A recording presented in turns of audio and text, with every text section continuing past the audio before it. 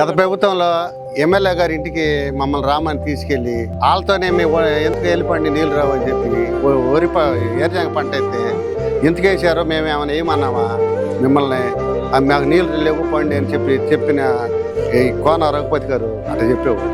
వెళ్ళి తిరిగి మేము మానుకుని గణపారం నుంచి మోటార్లు అంటే అవి వేసుకుని కాలువ దొంకుని ఏరుజంగలు ఎట్టగట్ట తడుపుకున్నాం ఆ సంవత్సరం. అది జరిగింది.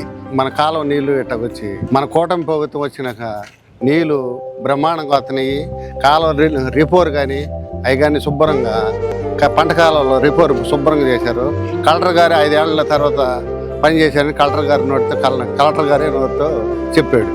శుభ్రం కాలువలు కూడా ఈ రోజుల్లో ఇట్లా అంటే ఎంతో గొప్ప. ఎమ్మెల్యే గారికి వచ్చినందుకు ధన్యవాదాలు. ఆయన వచ్చిన వాళ్ళ కాలువ శుభ్రంగా వస్తున్నాయి, ఇబ్బంది లేదు.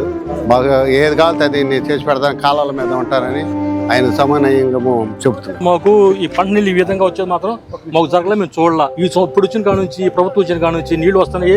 ఎమ్మెల్యే గారు ఇప్పుడు తెలుసుకుని కిందకి వెళ్ళి తెలుసుకుని ఆయన స్వయాన్ని చూసి మాకు